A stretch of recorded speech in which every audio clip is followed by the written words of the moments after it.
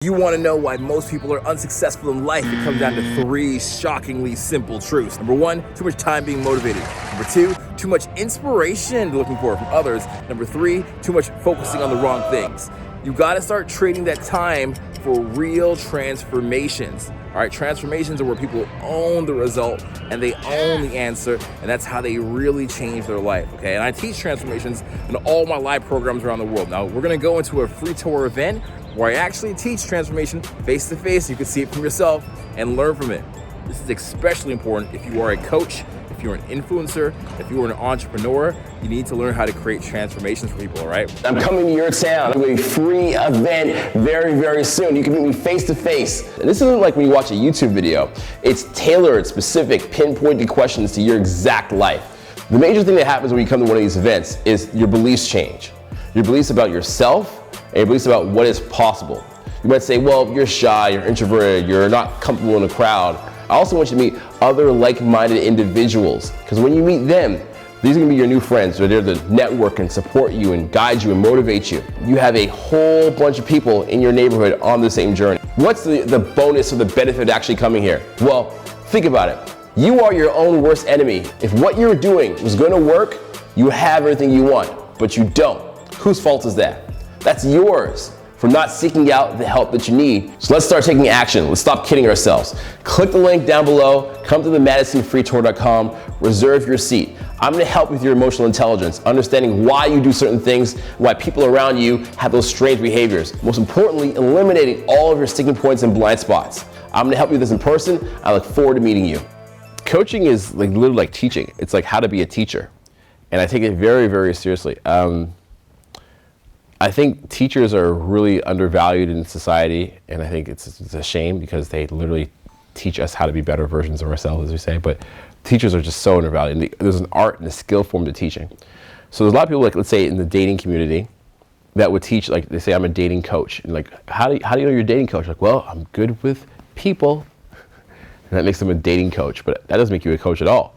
What is an actual coach? What is somebody? A coach is somebody who can get you a result, transformation. Somebody that can take you from point A to point B, make you different, make you improve, make you see things the way you didn't see them before. But most importantly, it's transformation. That's what a coach does. They transform you. They make you a lot better. And that's what we're going to talk about today, how to transform people, how to be a coach in whatever area, which is going to come down to communication skills. So I go through this process a lot with everybody that I work with as an assistant. They come on board and they say the first thing is, I want to impact change. I want to change the lives of people. I want to make a difference. Actually, we were sitting down today with a guy from the immersion. He said, I thought about killing myself a long time ago. I thought about committing suicide. I didn't. So I want to give back and I want to make a change in people's lives. And I said, that's great. But on the inside, I said, oh no. Because I know what his coaching is going to look like. And it's going to be the lowest level of coaching. The lowest level of coaching is what? What do you think it is? This is step number 1. If you're going to start coaching, this is how you start, but it's the lowest level. Advice? What's that? Advice? Yeah, I mean, the brain isn't even ready to accept advice yet. You're close. You're close. It falls in the same bucket. You guys probably don't know. Motivation. So motivation is the lowest form of communication when it comes to being a coach. It does not work. It does not stick. It does not make change. It makes a person feel really good in the moment, but that's it. So if you come to me, let's say on a program, like a dating program, I'm going to be like, come on, you can do it. This is it, man. You're here. It's a chance. Let's go for it. You know you're going to regret it tomorrow if you don't go for it. You got one life to live. You know, you came here for a reason. Let's do it. And he's going to look at me in the face. He's going to nod. He's going to agree with everything I'm saying. I'm going to throw the student into a social situation, and they're going to crash. I'm going to have to pick up the pieces again off the floor, reassemble this delicate vase of a person that he is, push him back out again, crashes, breaks, I sweep it back up again, reassemble it, okay, push it back out into the world, crash. And this is the process of most of the programs. This is the process.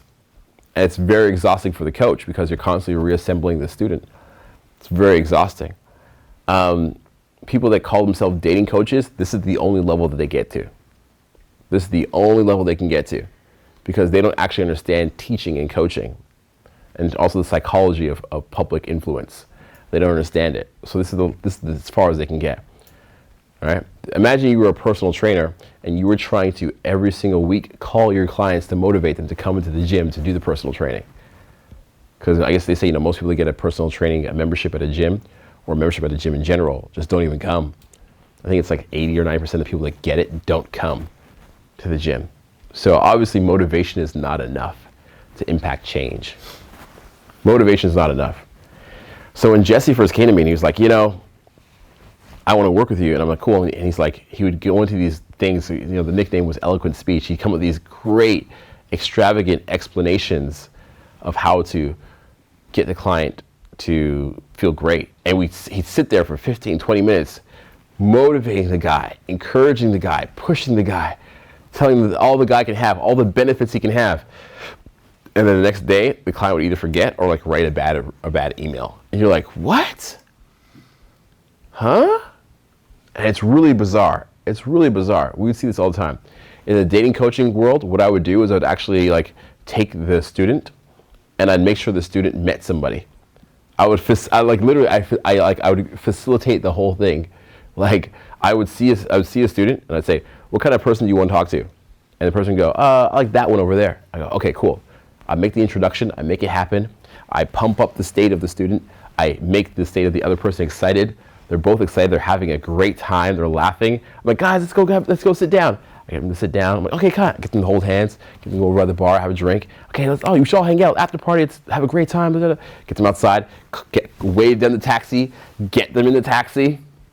Say goodbye. Have a good night. They go home together. I'm like, job well done. Whew, that was great. And what happened the very next day? I kid you not. What'd you say? Crash and bad review. Whoa. Bad review. They literally write me like a nasty email. I realized that I didn't need this program. Don't lie. And I could have done this all on my own. So I realized that I was always cool in the first place. And either I would request additional free products or whatever. Blew my mind. Blew my mind. Blew my mind. I had the highest success rate of students on any program, pretty much in the world. And I was getting the most complaints. I was like, what? So I stopped doing that. I stopped facilitating it for the student because the student wouldn't learn anything. The student would not learn anything, okay? So I stopped facilitating it.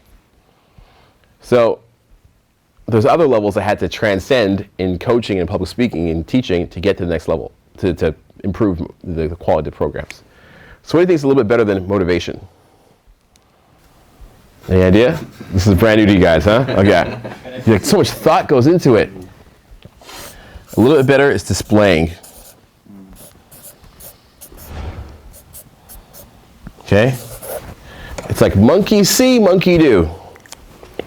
I'm going to show you how to meet a stranger on the street. I'm going to show you how to talk to somebody in a coffee shop and spark a conversation. I'm going to show you exactly what it takes to overcome objections and people that aren't really interested in you in the first place and to make them flip around and like you. Flip it like a pancake. I'm going to show you, I'm going to show you, I'm going to show you, I'm going to do it with you, I'm going to show you, I'm going to teach you, you're going to learn, you're going to learn, I'm going to show you, I'm going to teach you, you're going to learn, you are going to learn. You're going to learn today. Also limited. Because what happens when I display is that people that are slightly motivated don't even watch. They don't even watch. They don't even watch at all.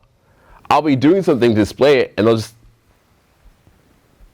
they're on the other side of the room. Oh, what are you doing? Because the guy's not completely motivated. You didn't really want to talk to somebody. You got really engaged. You gave her a half-ass, she gave you half-ass. Let's try. I'm going to try. I'm going to try. I'm going to do what you're doing. I really tried. I tried. Probably my message, yeah. Let's go. Let's go. How's that? How can I say? That's what you're doing. You're talking through people. To the air. Talk to them, man. Yeah. Had us on the immersion as well today. You know who I'm talking about. Okay? Had us on the program. Somebody who came for half the program every time and then would not even come to the meetup spots. We have a WhatsApp group with a location for the meetup spots. We're live locationing it. The guy just disappears half the time. Like, you want to learn? He's like, yeah, man, I want to learn.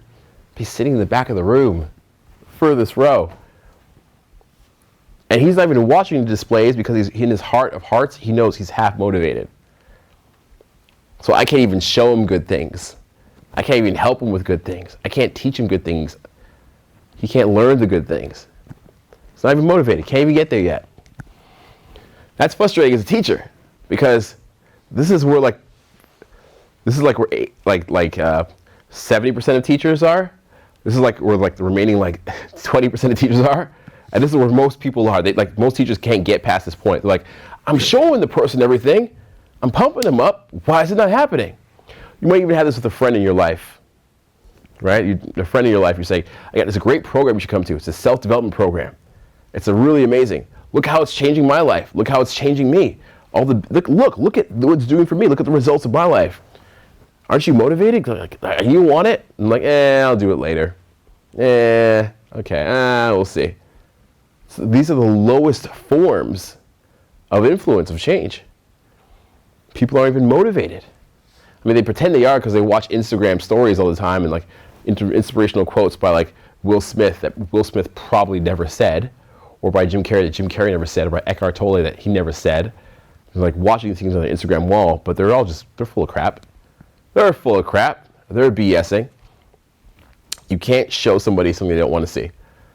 You know, in the Bible they say, do not throw your pearls before swine. They will trample on them and then tear you into pieces. You show good things to people who don't want to see it, they're going to get mad, upset, and then insult you, probably. So displaying also doesn't work because people aren't motivated enough to watch the display. Tough being a teacher, tough being a coach. A little better than motivation, a little better than displaying is pain. Pain always wins.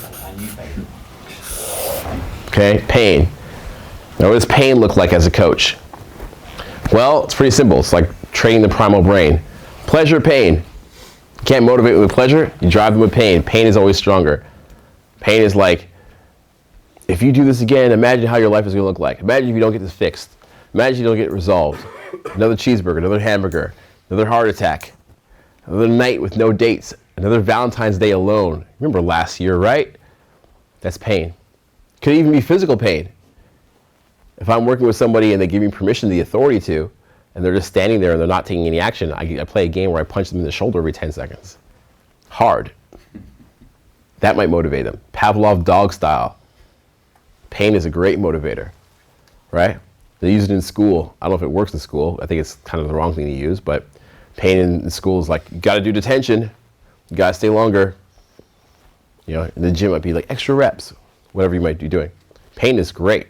It's a little bit better than motivation. It works very good with displaying. You mean pain as punishment or pain as just telling them what could Both. happen? So pain is in telling them what's going to happen that would be bad, and pain is in punishment. Sometimes people's brains don't kick in gear until they hear pain.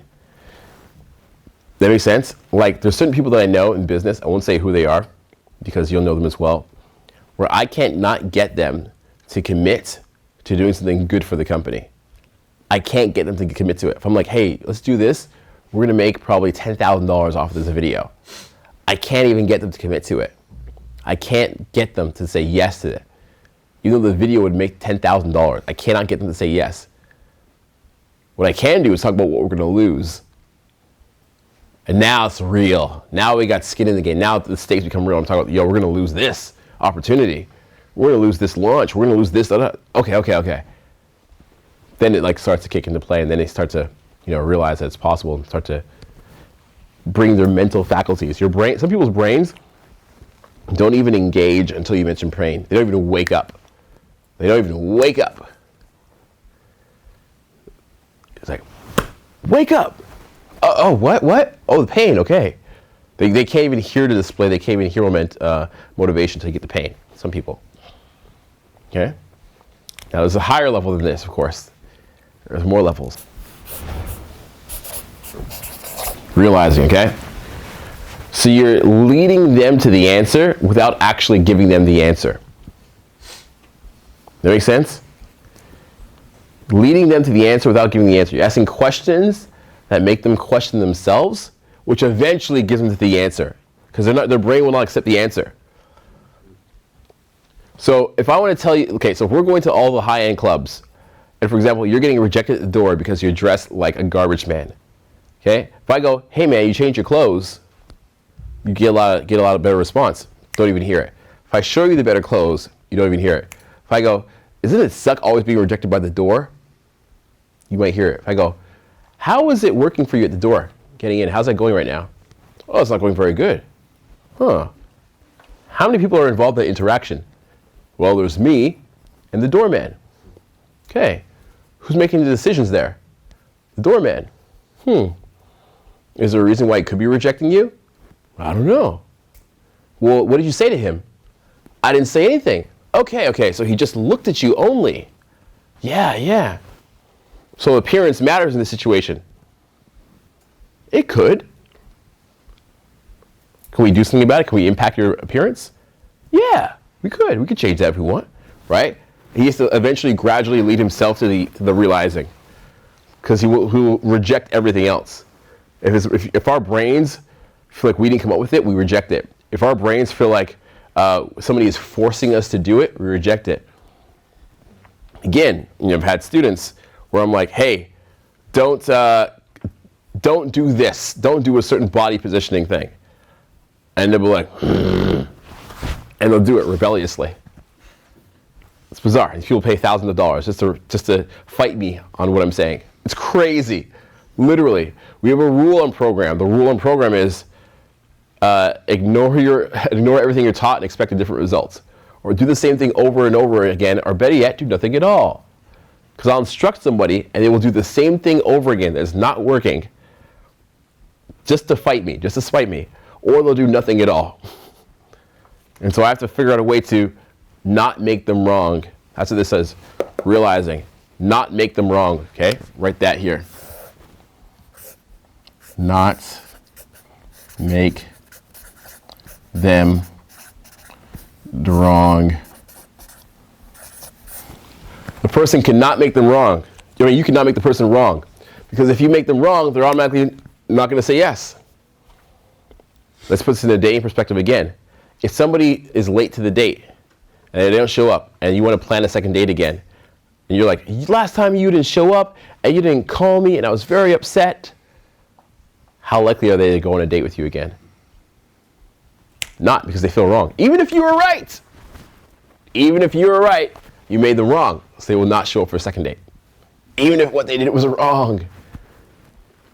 If you have a family member, let's say you have an uncle who's sick, and you have an aunt who doesn't take care of the uncle, ever. You say, hey aunt, you can't leave Uncle Joe like that all the time. You're always ignoring him. He feels alone. How could you do that to him? You should be there for him. She's going to reject it because you're making her wrong. See this in many families, including my own.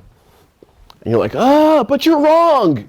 You don't have a leg to stand on. You're wrong in this situation. Ego. Ego affects all three of these from down here. So realizing is the only way. You have to lead them to the answer. Okay? Lead them to the answer.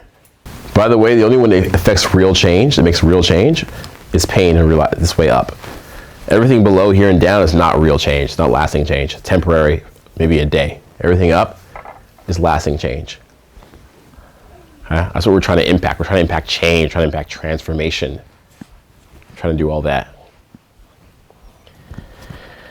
So realizing, a lot better. Having them come to the conclusion on their own. You mean if I block people like this, they don't like it? I shouldn't do it? Doesn't work? Oh. I'm glad I came up with that idea. I'm so smart. That's the problem with realizing too. They don't give it to the coach. They give the credit to themselves. That's another challenge being a coach or being a teacher. When you lead somebody to the realization, their brain takes credit for it and they think that they came up with it. Always see this with successful students in dating. They go, you know what I realized? Guys, I realized this is crazy. I realized that I didn't need any of this information, the techniques and stuff. I was cool all along.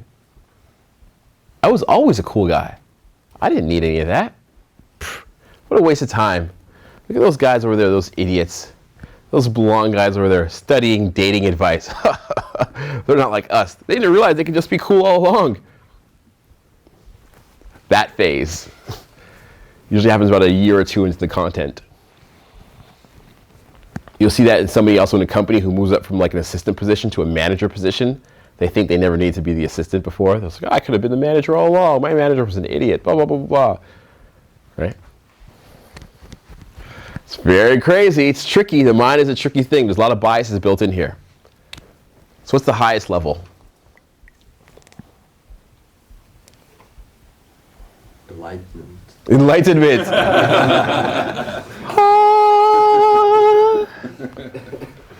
Enlightenment. Yeah. Just start with the E.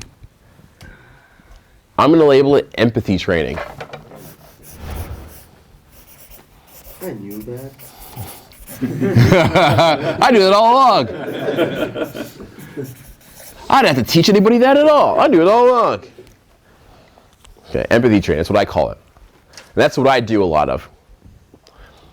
So I will put the student in the situation of the person who doesn't like it so they can experience it. It's called experience as well. Cool. What are some things you learned from that, this exercise? Now you can talk. It felt so surreal. It's what? I felt so much tension at the beginning. So much tension? Like it felt, I just can't describe it. I feel that, like, I want to, like, retreat. Like, I feel that in me. Like, I want to laugh. I want to say something. I want to, like, retreat from the moment, or from just, it's so intense, like. It's an experience. You create an experience or environment, and that trains the person. We had a program before, it was called the transformational experience. The experience is what does it. When I get you all into groups doing the exercises, that's an experience. That trains you a little bit better because you come up with your own ideas and realize your pain's on your own as well. It's motivating to be in a group. You can see others doing it. In the dating advice world, when I did that, the experience training would be I take a student who's doing something bad. Let's say socially he's or he or she is like approaching people from behind and tapping them on the back. Ugh, ugh. They can't experience it. They're just like tap, tap on the back. Person's like, ugh. They don't even recognize socially people are uncomfortable with it. So what I do is I say, hey, turn around. I'm going to do this to you and let you experience it, and you tell me what your observations are, okay? The person walks and I go, what is that like? It felt very strange. Did you like it? No, it was creepy. Huh, okay. So how should we do that again? Probably not. Now they got a memory of how the experience is. They got a memory of how creepy it is.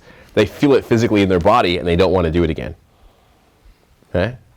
That's the highest level of training in my experience. So this is why I'm the best. This is why I'm the best. I'm going through all these levels of communication. Now somebody said advice. Where does advice fit? Somebody said advice earlier, right? Advice is like the motivation area and display area. Look at what I did before, it's so great. Now the thing is, pain makes, let's call this here, a window. Get a different color. Pain makes a window.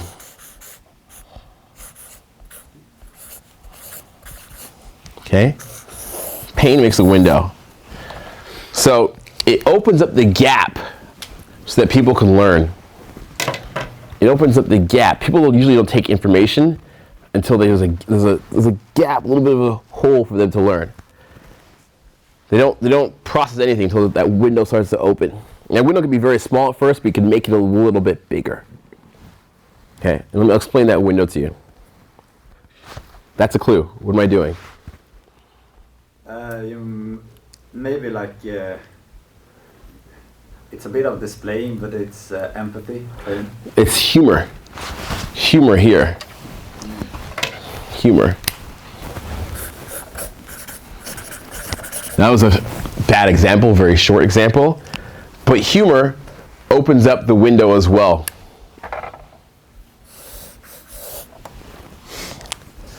That's why us at the company are so hilarious. That's why you have Owen blah, blah, blah, blah, blah, blah, blah, spitting water out the mouth and the beard to try to entertain you, to make you laugh hysterically, so they can maybe open up a little bit of a window that you can process the information, let it get in. Because no one likes to be wrong, right? So we have to be, like by public speakers, we kind of have to be a little bit funny. And that's the reason of it. I lower the defenses, I make it funny, so the information can get in, can cut through the window. So if you've been watching my videos for a while, maybe a couple hundred hours of videos about social skills, congratulations, you gotten this far. But I want to ask you a question. Now that you have the skills to go into a room and meet people, or go to a club and bring some people home and make friends, or just dominate a situation socially, what is next? You ever thought about that? Like, is that all there is to it? Like, that's the end of your life? You work on social skills for a few months, maybe 6 months, you get in a relationship and that's it? What happens after that? Where do you go from there? And I think the answer to that, in my life at least, has been influence. It's been taking these same amazing social skills and then using them to better my life in other areas. Using these skills of conversation and persuasion in my life. Not just with romantic opportunities, but like with friends or family or relationships with guys that I have long distance I want to keep in contact. I actually have it called the board of directors. They help me with my business stuff. Maybe you want to go out and travel, you want to learn to make friends while you're traveling. You know, what do you use influence for, right? Are you just using your social skills to like do that at night and hide it from your family? Like it's an evil, like manipulative plan to take over the world? Or do you share it with people and do you expand your life and make your life better? I think the vision for everybody should be that once you work on your social skills for a little bit of time, what is next? Let me introduce you to an idea here, okay? The idea is called return on investment. Say it with me now, return on investment. It's not that you just work on your skills of influence, it's now what do you do with it, bro? What do you do with it? Because you can't just let it sit there. So you mean to tell me you've worked on social skills, meeting new people, the ability to walk into a room and make friends, networks, get contact information, and persuade people to what they like to already do, and you haven't capitalized on that? Bro, that's a horrible return on investment. How about we get a return on investment on those skills that you've been building with me for several years now already? So what I've done with it is I've taken these skills of influence and I've used them as an ability to travel the world and have an amazing lifestyle. I quit my 9-to-5 job before it was even a thing, okay? I was able to decide what my own income was. I could sit down in the afternoon and make $100 in 30 minutes just like that. I was able to go and travel and meet new people and experience new cultures and have newer kinds of relationships that I wasn't even able to do before. Not only that, but I was able to take that skill through coaching and then help make other people's lives better. And I realized that was the reason I got into this in the first place, was to make other people's lives better. It wasn't about me, it was about spreading positivity, a message, and making the world a better place. So let me ask you, do you want to do that? Do you want to make other people's lives better? Do you have a gift to give? Do you want to change the world? Do you want to get paid to love doing what you do? And do you want to get out of that cubicle? Well, if you're a coach, if you're an influencer, if you're any kind of entrepreneur, I have something for you. It's called influence mastery. Okay, so whether you're a real estate agent or a sales guy or a high ticket closer, or you're a business starter, or you got a web page, or you just started Instagram, or if you coach 5 people in your life, you've ever had 5 customers in your life, 5 students, 5 clients, this is for you. This is gonna take it to the next level. I'm gonna show you everything you need to know to make it up to 5 figures a month.